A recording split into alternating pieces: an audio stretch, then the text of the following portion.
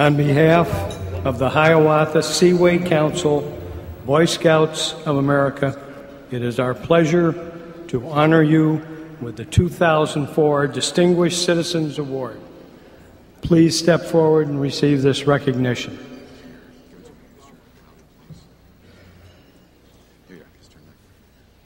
Thank you very much. Thank you. Thank you very much.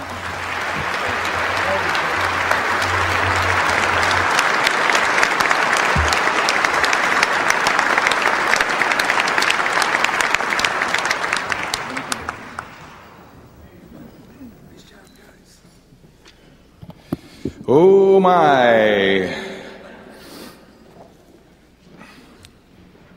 If this were another night, one with, say, no rain, and if we were in another town, say Hollywood, and I was given a prestigious award, on my way, walking up the red carpet, I know that Joan Rivers would take that microphone and put it right in front of my face, and I would stand there, look into the camera, and I would say proudly, "My suit is from Learberry.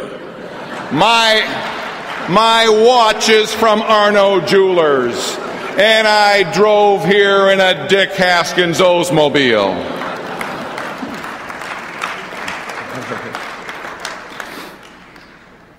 Let me say how very honored I feel to be given this award. From the bottom of my heart, I would like to thank all of those who appeared in that wonderful videotape. I would also like to thank the man most responsible for piecing it all together, and he's working once again tonight in the production truck, Time Warner production manager Bob Paplione. Bob, take a bow, my friend. Thank you so much.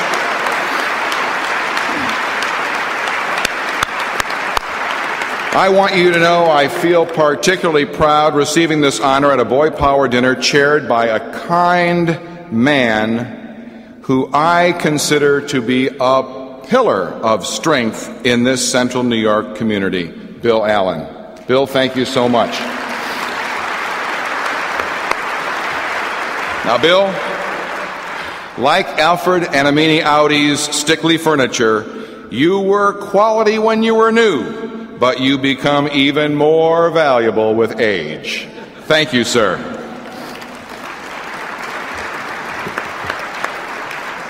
From my unique perspective as this event's master of ceremonies for more than a decade, the magnitude of the Boypower dinner is just a little bit overwhelming. Just take a look around the room if you can. This massive hall, you're among some 2,300 folks in attendance. It's just absolutely mind-boggling how the numbers continue to rise year after year. And this is an annual testimony to a strong Hiawatha Seaway Council staff headed up by President Dave Hardy, Ray Sander, Heather Miller, who is absolutely invaluable, and an extraordinary collection of, yes, please,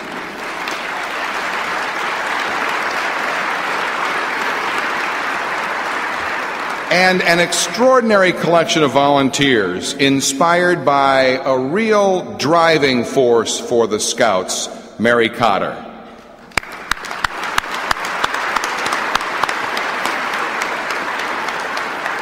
Now, my first year serving as MC was 1992 when Bill Moran asked me to help honor Coach Mack.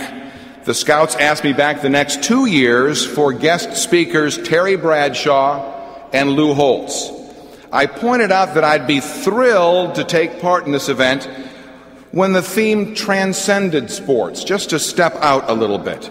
And in subsequent years, I had the privilege of dining privately in a quaint gathering of more than 2,000 with First Lady Barbara Bush, former Canadian Prime Minister Brian Mulroney, as well as Apollo 13 astronaut Jim Lovell, Ted Turner, Walter Cronkite, John Glenn, and tonight, Yogi Berra. As you saw,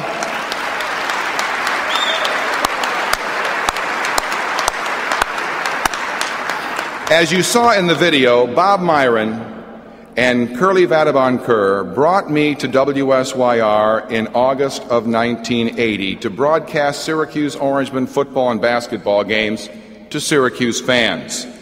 But they also instilled in me a sense of community, and for that I am eternally grateful.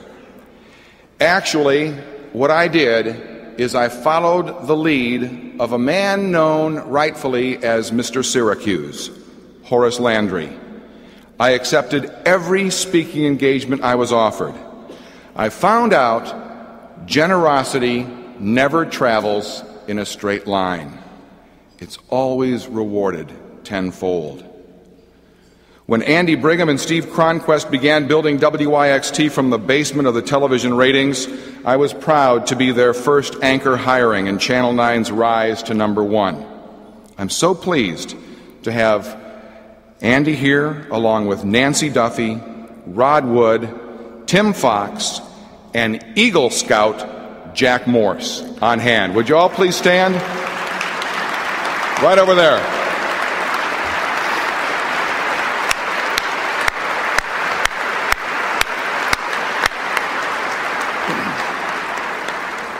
My ongoing 2-decade-plus relationship with Dirt Motorsports has meant the world to me. I love racing. Rob and I go to the Indianapolis 500 every year. We'll be there end of May for the greatest spectacle in racing. I would like to publicly thank its president. You saw him on the video, and he's here tonight. Glenn Donnelly, in attendance, after being inducted into the Racing Hall of Fame last Saturday night at Charlotte Motor Speedway. Glenn Donnelly and the staff at Dirt Motorsports, thank you so much.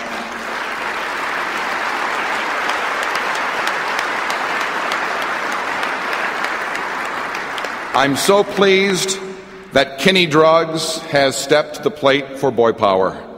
I deeply appreciate my association, President Craig Painter, and all those employees who are bringing that special hometown Kinney caring down from the North Country. Now, pay attention, because it's going to be most satisfying watching Kinney Drugs grow in service to our central New York community. Welcome, and let's have some fun.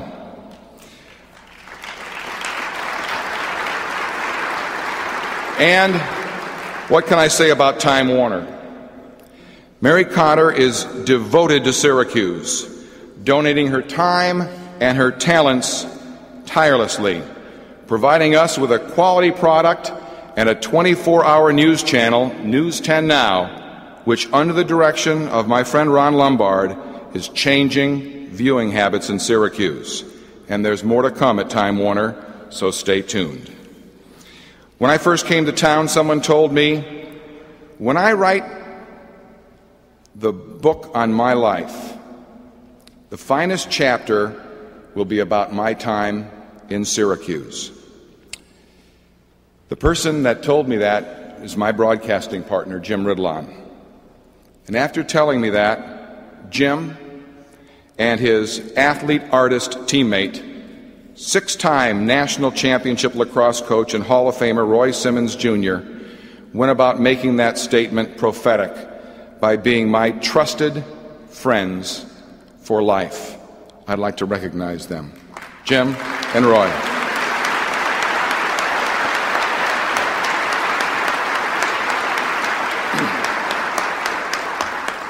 Tonight's celebration is special in part because our guest speaker stands alone. Forever a New York Yankee, a Bronx Bomber, Yogi Berra is the only man in baseball history to earn 10 World Series championship rings. Think about it. 10. 10.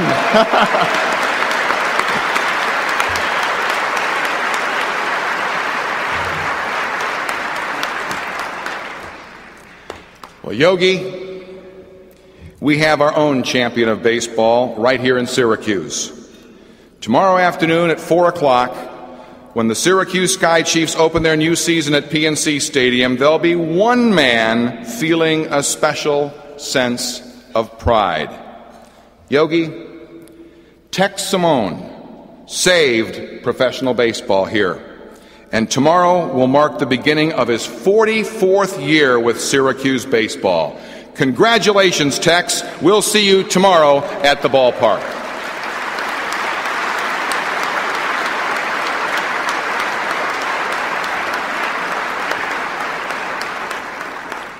Finally, allow me to introduce my starting lineup. At first base, leading off, my son Rob. Rob is a magna cum laude graduate of Syracuse University and now branch manager of General Electric Supply in Palm Desert, California. Hitting cleanup and playing third base is my oldest brother, Bill. Bill is well suited to handle the hot corner in baseball after a distinguished military career which included flying fighter aircraft on 75 combat missions in Vietnam with more than 350 carrier-arrested landings and rising to the rank of Rear Admiral. Bill?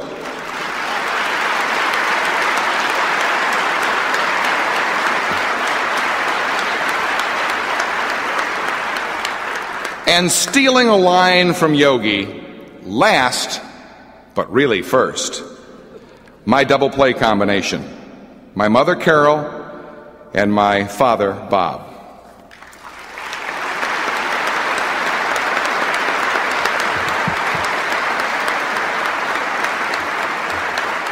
What a combination. They fed 5 boys and saw all 5 through college. While my mom spoke to me of compassion, my dad challenged me on strength of conviction. I thank you and I love you both.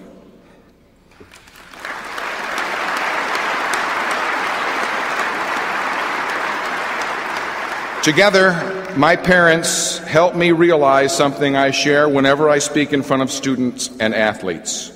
It's something that became apparent to me only once I had my own child. And this is for the Scouts. Scouts, in your lifetime, you will have many teammates, including Scout leaders, fellow Scouts, brothers and sisters, and your teachers and friends. But you must remember, your greatest teammates are your parents. They work hard every day to provide you with the opportunity to be the very best you can be. And while you may not fully understand this until you have your own children, believe me, no matter how much you love your parents, you can never love them as much as they love you. My friends, thank you very much for this honor. And thank you for helping shape our future leaders by supporting the Boy Scouts. Thank you.